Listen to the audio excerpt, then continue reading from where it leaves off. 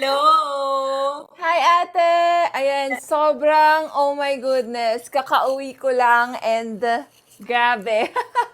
Kwento ka naman, anong nangyari today? Kasi alam ko meron kayong rest day yesterday. Yes, rest day Welcome, today, welcome. pero balik sabak ulit today. Charet. Oo. So, ganun pa, oo. So, yes, today, buong araw kami nag-shoot. So, starting 7 a.m. Hindi ko alam kung halata ba na sobrang pagod na pagod ako, pero laban lang talaga. Oo, laban lang talaga. Hindi mo pa mararamdaman yan ngayon. So, After April 30, mararamdaman mo yung bagsak ng pagod. totoo, totoo. Actually, oo, as in sobrang, um, in fairness naman atin, enjoy naman kasi, parang yung mga staff sobrang mabait naman, tsaka yung mga MUP sisters ko naman sobrang as in like, mabait naman sila. So, ayun, buong araw kami nag-shoot today and yung mga brands naman like mga shoes namin and we also shoot tungkol sa coins.ph. So, lahat ng mga affiliated brands ng MUP this year. So, ayun. Yung nakakapagod lang is the fact that, syempre, aga-aga kami nagme-makeup. Bago kami nasa set, dapat Mm, nakaayos na. true. So, Totoo yan.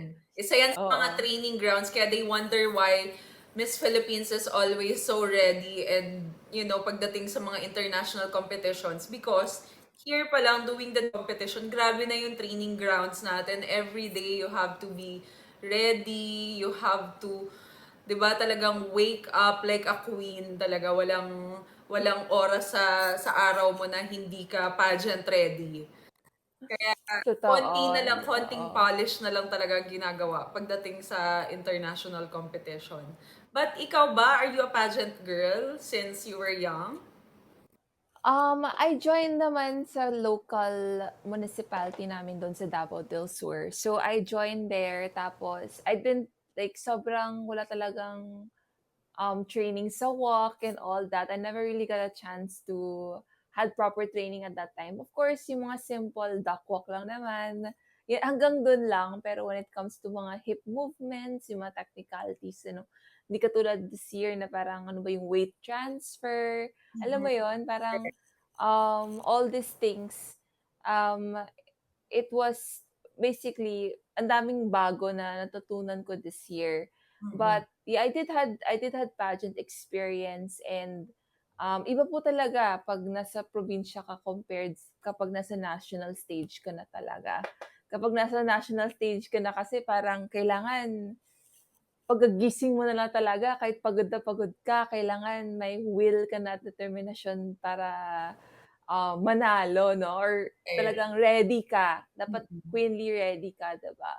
So, ayun, iba po talaga pagdating sa nationals. Judaida, your beauty is quite for parang for national level, yes, we really appreciate that. Pero in reality, sa pag real talk tayo before kasi syempre ako taga Davao, taga North Cotabato, nakita ko rin yung kung ano yung tipo ng mga beauty queens na nananalo sa mga um, local pageants, 'di ba, sa Totoo po probinsya. 'yan. Medyo mas mahilig tayo sa, syempre yung taste ng Pinoy, yung mapuputi, Totoo yung 'yan. Miss Isa, ganyan. Since you mentioned that you kinda had pageant experiences before, didn't you had a hard time, parang trying to fit in sa, syempre, pag nagjo-join ka ng pageant, you really wanna win, di ba? You really wanna fit in sa kung ano yung alam mong Oo. nagkiklik lagi na taste sa smaller pageants in the province. Mm. Ikaw ba, may ganun ka na parang you wanted to change something because you know that you're different. Um, Actually, that kind of struggle naman, I really had that growing up, Mm-mm. prior to joining pageants.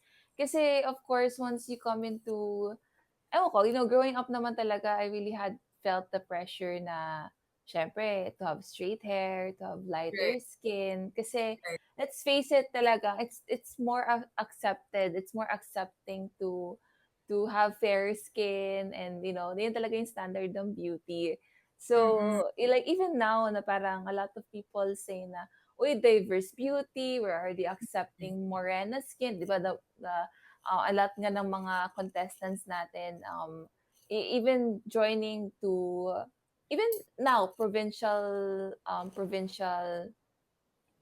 pageants, they would darken their skin para Right. mapantay.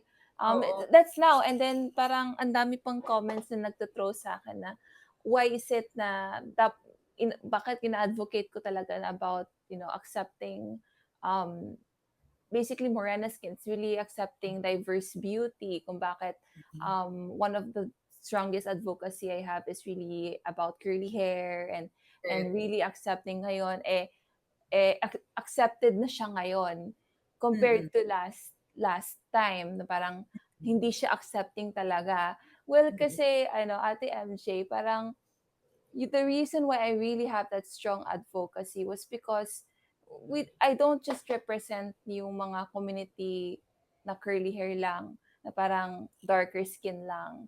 Mm-mm. But I'm representing a community na who has been ridiculed and really stepped Right. down. 'Di ba? Right. Parang bully talaga kami noon, like oppressed kami for something na hindi namin mababago.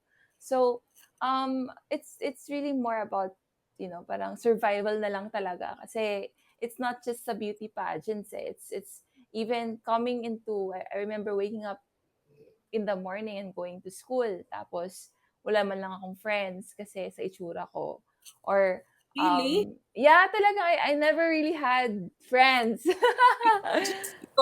Just because they think that you're different. Yeah, because I'm different.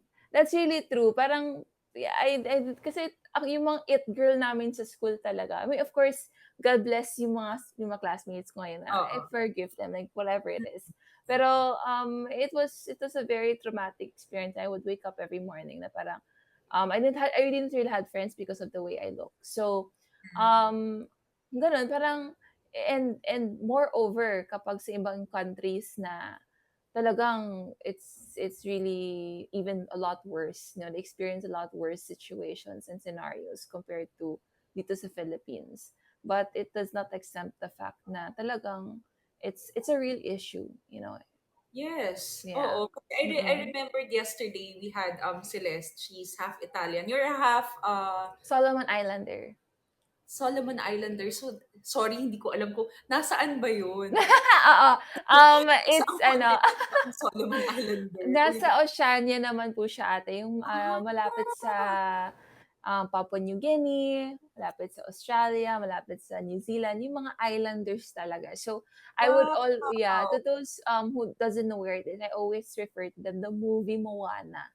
So, yung origin ng Wow. Moana is basically part of, That island. yeah, those islands like Samoa, Papua Oo. New Guinea, ayun. So, Ang ganda mo. Alam mo, ang thank ganda mo. you. Kasi, nakaka-relate naman ako sa feeling different, no? Yung parang wala kang crowd sa school. Kasi ako naman, I was bullied for I have long neck daw. Masyadong kasi matangkad tayo compared to, di ba, being a half. Yes, Medyo yes. hindi, yung mold natin medyo iba sa kung ano yung nakikita natin when we were little. Tapos parang sabi nila, ang laki ng bunganga. Parang there's always something na pwede Yeah, nilang there's always something ang laki ate 'no, ng mata, ang laki ng bunganga. totoo, totoo. Kasi yung sa mga halfies 'no, parang ewan Oo. ko ba, ngayon parang Oo. accepted siya maganda. Kaya pala ang ganda mo kasi half ganto ka. Ay, kasi ang ganda mo. And no when we grow up parang ang daming Bully. ano, hanesh. Oo. Ang daming I agree. ang daming bato na tinatapon sa atin. So, Oo, kasi akala nila ngayon in the pageant scene, akala nila when you're half, you were just born and grew up in a fairy tale na parang you're so beautiful, everybody admires you, oo, kasi ba't you're so gano'n? beautiful, ganyan. Pero in contrary, talagang tayo lumaki tayo na hindi natin we don't even know where to put ourselves, 'di ba? As yun nga sabi ko si Celeste na-mention niya rin kagabi na sabi niya, kaya pag nasa Italy ako, I'm being questioned, I'm half Filipina. Pag nandito naman ako, I'm half Italian. Where to put myself? Parang sabi niya. Which is, talagang, pag sinabi mo yan sa iba pang mga half-seas na nandito sa Philippines, it's always the same experience, 'di ba? Totoo, Hindi mo alam totoo. kung saan ka ba talaga i-a-accept unless ipagpilitan mo yung sarili mo na, "I am a Filipino and eto talaga yung culture na mahal ko, eto yung kinalakihan ko. That's so true. Bakit niyo ba ako pinagpipilitang i-disown?" Totoo, ate, and it's a really constant struggle. I think it's a struggle for all, biracials out there. Kasi Mm, yung constant ano natin is that yung identity natin. It's like we come here to Philippines and based on experience. I don't know if many happies would relate with me, pero yung mga yung the fact that when you go to the Philippines, tama naman si Celeste na saan ba ako? Like, di man ako, I don't really look like Filipino, quote and right, unquote. So, right. lumaki naman ako dito, yung kabalo man ko magbinisaya, and I do eat Filipino food, and I love the culture. I grew up here.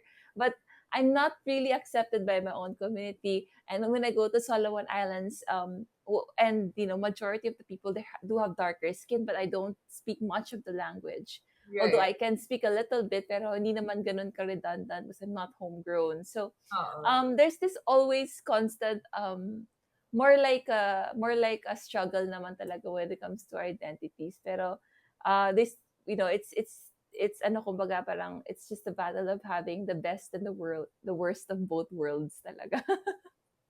Pero do you think parang kailangan din natin ng boses sa True.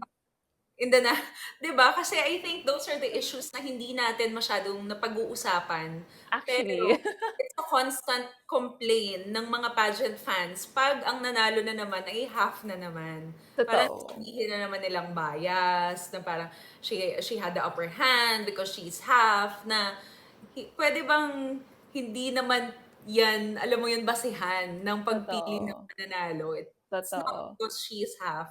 Meron siyang advantage compared to other women. Kasi yung mga judges naman, hindi naman nila, gusto namin manalo ngayon half. Hindi naman ganun eh. I think it's all about the performance, ang confidence sa stage, napakalaking factor sa pagpili ng mananalo. Pero ikaw Oo. ba, were you based in Manila na before doing the... Yes. Okay. So Yeah, when... so I grew up na in Manila. Well, I grew up 16 years sa Parañaque. And Mm. then in Laguna for about, 5 to 6 years na din. So, ayun. Hindi ka na Basically, nahirapan mag-adjust kasi most of the provincianas coming in, talagang nag-a-adjust sa pageant, nag-a-adjust malayo sa family, plus nag-a-adjust pa sa city life. yes, yes. I think it's really an advantage for me kung bakit talagang living here talaga. Um, but I always kasi they said na why not represent the cities that You live in. are where I live. They they Oh. they they, they question me about that. Mm-mm. Kasi like every few months talagang I would always come back to Davao kasi. Davao Del Sur. Alam Mm-mm. mo yun, parang I've Kasi always Davao del wanted, Sur. sorry? Saan ka sa Davao del Sur? Sa Matanao. Okay. Oo. So, malapit lang naman sa Digos yon. So, I would always come back, and as much as I would always find home kasi there. Like, always I come back, yung family ko nandun, yung relatives ko, and then there's really something that I called home talaga there. So I always push it to the fact na Davao del Sur pa din yung ire-represent ko. So, hindi mo kinonsider at all Wala represent naman. or Parañaque? Oo, kahit mas tipid siya. Oo nga 'no, kasi siyempre uuwi ka pa ng Davao del Sur, naku pamasahe pa yun. Ang mahal ng pamasahe ngayon. Totoo. Tsaka pandemic pa, so mahirap-hirap Oo, na. Ngayon lang slowly coming back naman yung mga jobs and stuff, pero mahal pa din, girl. oo. Ilan ba ang representative ng Mindanao this year? Tatlo kami. Oo, which is a From lot fewer compared to last year na umabot Oo. ata kami ng 5, if I'm not mistaken. Oo. Tatlong Davaos, tas Misamis, tapos Siargao. So last year.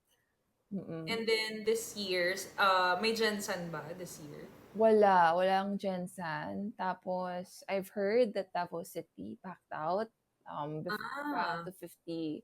Tapos yun, may Davao del Norte naman, si Michi, tapos si Misamis. Mm. So, Misamis, Davao del Sur, and Davao del Norte ang Mindanao Yes. this year. Is there a Mm. pressure na medyo kasi ang Mindanao, known naman ang Mindanao to always have strong candidates. Pero Mm. sa record talaga ng mga winners, it's always the Visayas na Oo. laging triumphant. Tsaka At ate, I think the last time talaga na Mindanao was of course, si Pia. Pia and you. Oo, so medyo matagal na, di ba? That was Matagal na, Kaya 'di ba? Parang lagi kong nami-mention sa mga streams ko na, "Hello, Mindanaoans, wake up, wake gising na, up." hello, gising-gising na. Kaya, alright, it's time. I know, parang sobrang ano, "Hello, Mindanao." Parang Oo, baka oo. naman, 'di ba? May Um, pressure ba?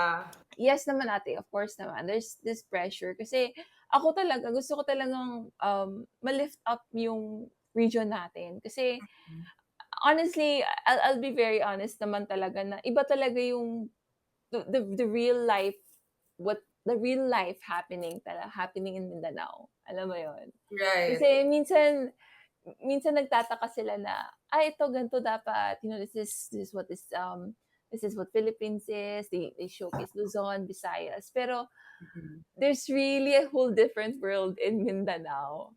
Oo, sa And kaalaman niyo po napakahirap po ng buhay sa Mindanao. Hindi sa totoo, siyudad, sa labas po ng siyudad. yes. Ang hirap po ng Iba sitwasyon. po talaga. So, yung sometimes yan yung ano, yan yung, and to be honest ha, ang dami namang mga creative people and sobrang matatalinong tao, as in very much talented people sa Mindanao. Sometimes parang minsan ko, nagpe-pray ako, "Lord, sana magbigyan naman kami ng opportunity para ma-showcase naman, ma-recognize naman yung mga tao dun." Kasi very rich tayo sa culture, kulang lang talaga tayo sa recognition. Right. Right. Kaya so yun yung And po talaga totoo sabi ko, talaga. si Ate MJ lang talaga tsaka si Ate Pia lang talaga yung nag-ano that time, sabi ko, kaya sabi ko, "Yes, more and Alam more mo, Mindanao sa exposure." umuwi ako sa North Cotabato to speak after I won as Miss Universe Philippines. That's Mhm. when it actually really hit me na napaka-importante pala talaga ng inspirasyon. Inspirasyon na yung makaka-relate sila, hindi na yung someone who came from a different place. Kasi pag halimbawa, nanggaling talaga sa lugar nila, nanggaling sa probinsya nila, na alam Mm. nila pareho lang yung alam mo yon yung setting na pinanggalingan ninyo, mas nakakadagdag ng push sa kanila to see that there's so much outside the four corners of our palayan, of our ano Yes. naman yung situation natin na parang kasi pag yun na yung kinamulatan mo at wala ka masyadong inspiration na nakikita na mas malapit sa'yo, hindi ka nagda-dream ng big eh. And for a child to dream big, it's super important. Kaya when I went True. home and I spoke in front of the kids, that's when I realized na kaya pala pinupush talaga ako ng government namin. They really helped me to succeed. Kasi it's really important for for these children to That's see so someone true. na may maaabot pala, na pwede ko palang Mm. pwede ko palang i-change yung path ng buhay ko na I don't Mm. have to grow old here, asawahin yung kapitbahay at magtanim. Yan yung ano ate 'no, yan yung stigmas meron tayo sa Mindanao. Oo. Yung parang papakasal na lang ako, gano'n. Like, Oo. and I have nothing against women people getting married early, but parang there's more to it. There are more opportunities and more choices that, we could give naman to the people there. It's more than just, ano na lang ba yung future mo? Right. Right. Yeah. Yeah. So, I of course, didn't gets actually mo realize, din. I didn't really realize that not until somebody pushed me to soar higher. Kasi if I didn't got lucky na may nakakita sa atin, ikaw ba may naka-discover sa at may nag-push sa to join the national competition? Or Yes po, yung ano, yung tito ko po talaga. And si eventually ano, eventually yung tito ko who said, "Join national pageant and represent um Davao del Sur particularly." Kasi ang daming mga, alam mo yun, parang yung heart ko talaga dun was that there were many beautiful and really amazing women sa Mm, area namin. mm, And for the fact that sayang eh, and ang dami ng mga potential that they could have exceed more once they mm. were given more choices in life Right. or given more opportunities in life na hindi sila close mind ito lang hanggang dito ka na lang Right. ganon. So Mm. yeah, I love how you brought this to into light, ate. Kasi minsan, isang push lang talaga ang kailangan para, di ba, magkaroon ka ng courage to do it. Kasi sometimes, medyo may doubt eh. And that doubt is, that little doubt that you have in yourself is yun na lang talaga nag-hinder for you to soar high. Di ba? So, pag merong Totoo. nagpo-push sa'yo, at least may nagbibigay sa'yo ng confidence that you can actually do that. Sige lang, kaya mo yan. Oo Try mo nga, yan. kaya mo yan. Totoo. Oo. Ano bang ano mo, Yeah. advocacy mo? So I really kasi ako community worker ako eh. Both of my parents are pastors. So we've been involved talaga sa community since I was a lot younger.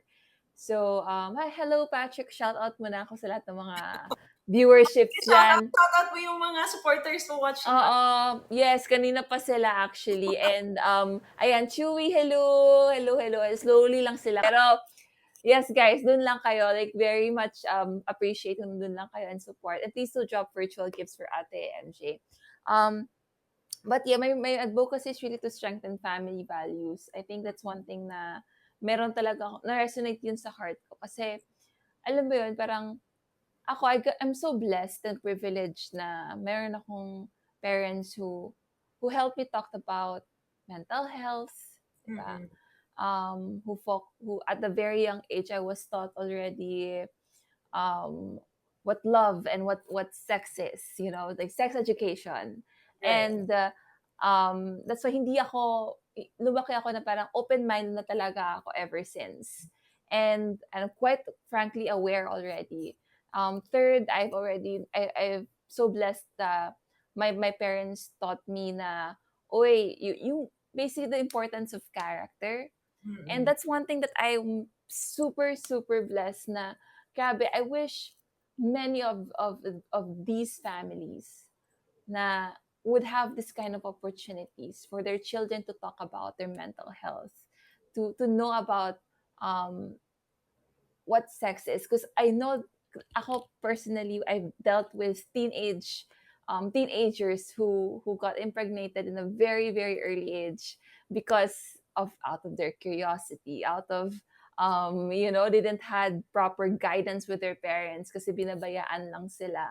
Mm-mm. And um, these kids who literally involved in drugs already. So parang ako na heartbroken talaga ako kasi I'm super, parang alam mo yung parang, grabe, that could have been me if I was from a Right. different family, you know? Parang yung, alam mo yung Right. constant guilt because I've been involved with that community for a very long time. Kaya, yan yung talaga yung advocacy ko. It's like, it's all about family values. It's about strengthening family values. Siguro if I didn't had a mom and a dad, and especially my mom who really strengthened my morals. Kasi of course lumaki ako, binubully ako dahil sa like I said earlier na dahil sa buhok ko, dahil sa skin color ko. Siguro if I didn't have a mom who constantly say, "Oh, maganda ka. Mm-mm. Ba't ka nakikinig sa kanila? Hindi Right. naman sila nagbabayad ng bills mo. Ako naman." So, sino Right. kikinig? It's always reminding you You of know, what's uh, always constantly strengthen my morals. I wouldn't be able to even live my life now, or join beauty pageants now. mm-mm. So that's really my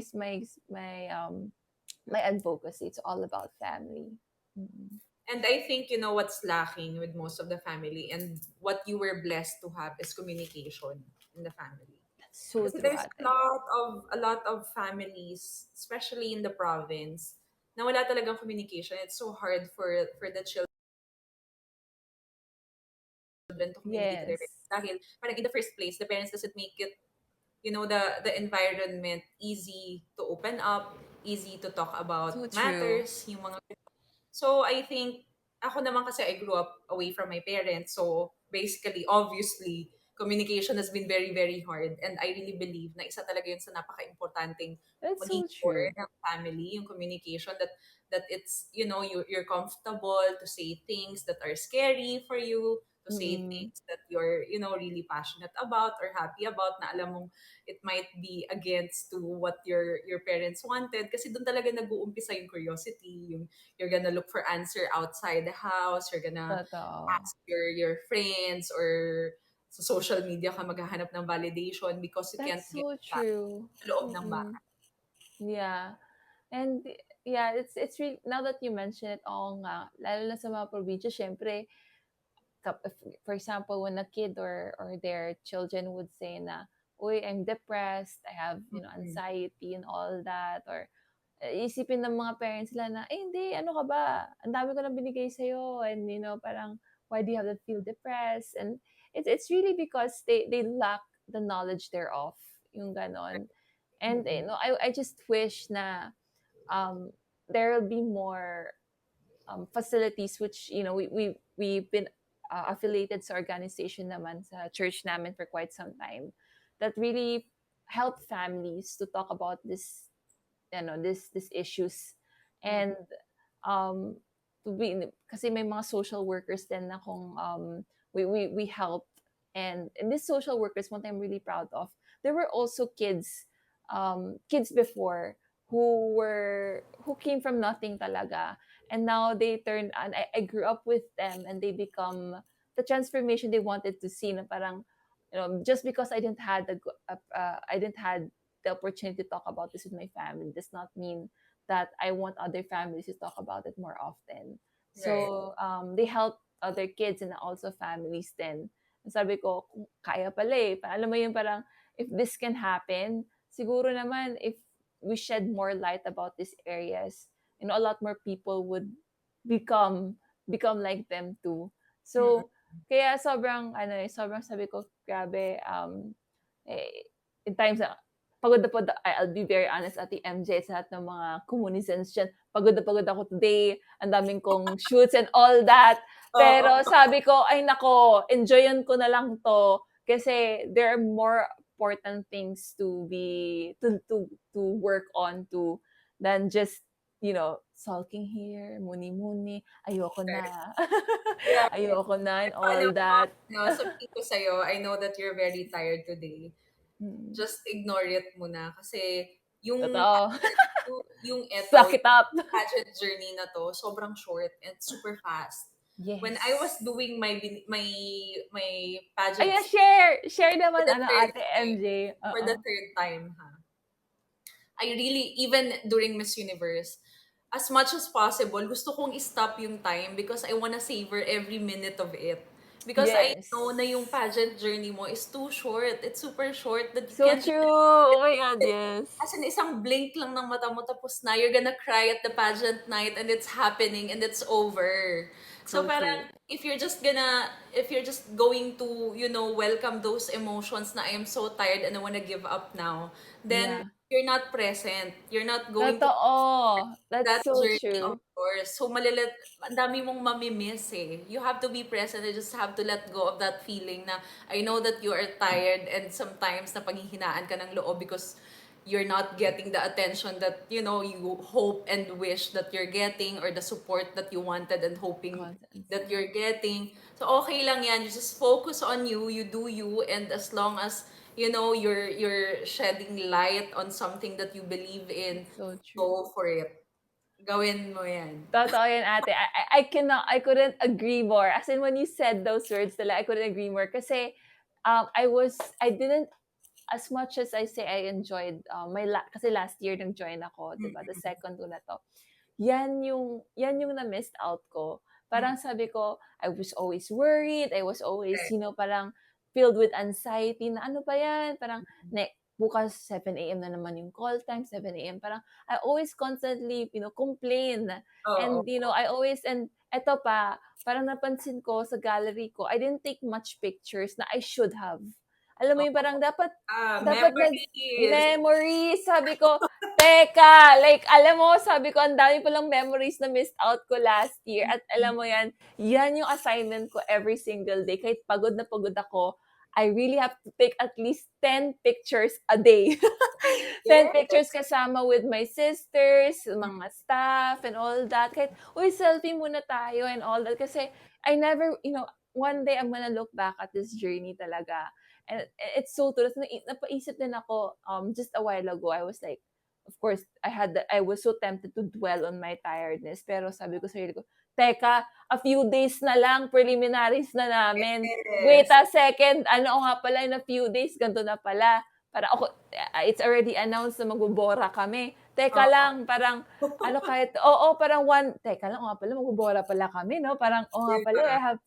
I have to savor this moment. Kasi, one day lang kami doon, ate. And of course, it's a constant talk sa amin sa MUP sisters na, grabe, one day na lang tayo. Okay, sana kung 3 days pero one day lang, parang Oo. nakakapagod naman. Pero sabi ko, alam mo, sabi ko, bakit I said, teka lang, you know what? We're just speaking way too soon. Sino Enjoy, nag-freeze? really enjoy once we get there. So, Sino nag-freeze? um, 'di ba? Parang we never really know. Nag-freeze Ha? ka? Parang feeling ko nag-freeze ka ng konti. Ayun, nag-lag ka ng konti. An Ayun. Basta po ang sabi niya, Ay, sorry, sana sorry, 3 sorry, days. sorry. Ayan. Ayun, naglalag ka na naman. Kumakapit. Sana 3 sa teka, Basta ang point doon, wait one day lang. lang sila sa Boracay. Ayan. Wait lang. Naku, hindi pa rin. Hindi na kinakaya. Naglalag ako. Oo nga, na-excite daw ang signal mo sa Boracay kasi doon nag-freeze. Nako, ayan, antayin natin siya. Ayan na, okay. Ayan. Oo. But how are you now? Kumusta ka naman so far sa takbo ng what do you think of your journey this time around sa Miss Universe Philippines? Honestly, ate, enjoy talaga ako. I really have to, I honestly, sobrang enjoy ko yung moment. And that's because like you said, I really choose to live in the present. I choose to Mm-mm. live to be aware. Kasi ako, weakness ko talaga yun, ate MJ. Overthinker ako eh. Parang I constantly worry about the future. Yan yung Mm-mm. weakness ko talaga. Like, ano ba yan? Wala naman akong, o nga pala, parang kailangan ko bukas mag-OOTD ako. Ay, Oo. kailangan maganda yung makeup ko, ganon. Ay, kailangan may pull out ako sa ganito kasi of course kailangan may mga dresses na may prepared for the shoots and stuff. So sino i-contact ko, ganon. And yun yung mga worries ko ngayon eh. Pero sabi ko, wait, teka lang, when I check pala my luggage, sabi ko, nga pala, yung mga damit pala ako, di ko pa sinusuot. Ay, Wait ka teka pa. nga pala, parang ito pala yung Oo. makeup palette na hindi ko pa naman tinatouch. Oy, thank God, kasi yung BYS, di ba, yung cosmetics, Oo. dumating. So, thank God pala, Lord, na parang kahit paano may makeup ako dito na pwede ko siyang gamitin during my shoots. So, alam, it's so true eh. Like what you said, tama talaga sa Ate MJ, you guys, na you really have to choose to live to the present. Yung parang, wake up yourself na ang dami palang may mga opportunities na meron ka ngayon para ma-compensate yung mga kailangan mo. Mm-mm. And I really do enjoy. I really enjoy throughout the journey. Kasi ako hindi ako ma-social media person sa totoo lang eh. Pero ngayon pinupush ko na everyday kailangan may post ako. Kahit sa stories man lang, pakita ko Oo. lang dyan yung ganap sa Miss Universe Philippines na Mm. sobrang kalog din pala as much as kalog yung mga candidates kasi all eyes are on the candidates. Kalog din pala yung mga staff. So, Mm-mm. talagang pinapakita ko rin talaga na what's really happening inside the bubble. So, Right. Itong vlog. ayun. Oo nga, gusto ko mag-vlog actually, ate, eh. Oo. Oo, pag-isipan ko 'yan. Kasi kasi siyempre Correct. kailangan mag-edit and stuff. Sabi ko, Oo nga oo, eh. 'di ba? Collect mo lang kasi at least marami ka nang na-collect ng mga memories, 'di ba? Pwede na 'yan pag medyo nakahinga-hinga ka na from all this. Pwede mo nang Oo. gawin. Doon ka Sige, naman sige, sige. focus. Gawin ko 'yan, Eto, gagawin bago ko 'yan. natin i-end ang ating live with you, dahil naitanong ko naman ito kahapon, why should you be the next Miss Universe Philippines? I was told that I was not gonna live another day. And I was told I was not enough, that I was not beautiful enough. And I came here defying all those opinions. Mm. So more than just being uniquely beautiful, I am an overcomer. Therefore, I deserve to be a Miss Universe Philippines. Thank you. Yes. So, Yes! diba? Yes! Uy, thank you! Diba? Thank you, Grachi. Thank you, Jedidah, for your time today at sa pag-join sa aming Kumu sesh with the cults. with the cults. Oo. Ayan. Thank you, So, ate. Ano pala yes, tawag sa mga fan na-follow base mo ka. pala, ate? If you don't mind me asking. Ang kulto ni Mary Jean. Yan, Ay, dyan. wow. Ang cool to Regine. Sige, invite mo Yan. sila sa kung saan kanila pwedeng, ano, Okay. follow. So, kulto ni Jedida. Hindi. Kulto parang, parang guys, no, ang weird kasi pag, ano, interchange mo yung mga letters, parang kulot. Kulto ni Oo nga. kulot. Oh, Lot kulto din. ni kulot. Pwede. Diba? So, ayun guys, I just wanted to invite you to please do follow me here. Dito sa Kumu kasi nag-stream din ako sa Kumu. Mm-mm. And also in Instagram. Guys, if you also do follow me on Instagram, abangan niyo yung mga pasabog announcements mo ng MUP kasi for sure ang dami pa sila. Lahat ng mga announcement din nila guys, hindi nila sinasabi sa amin. So isipin niyo, Kasi pasabog sinabi din ko kami. kahit Parang saan sabi kayo, ko, it's a tie. oh, it's a tie. Parang, okay, girls, lipad na tayo sa Bora in a few days. Sabi ko, wow, okay. Okay, guys. Sabi ko, Bora na pala tayo.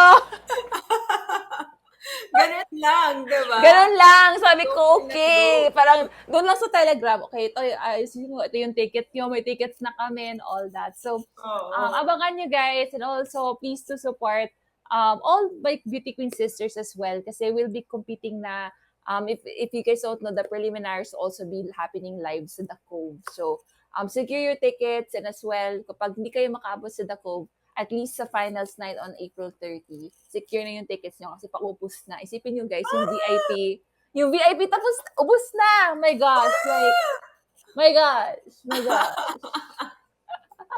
Grabe Ubos naman na. yan. And, ate, fun fact, isa sa mga candidates, nag-secure siya ng 200 tickets. Grabe.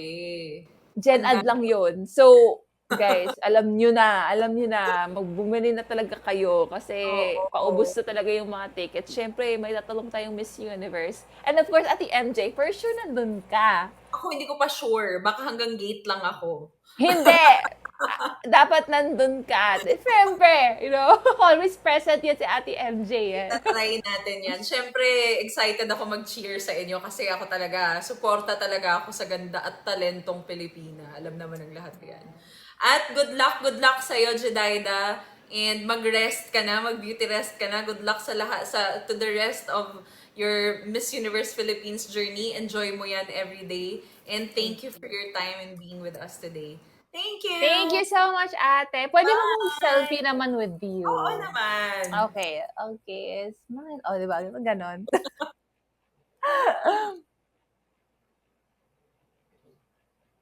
Ayan. Thank you so much, Ate MJ.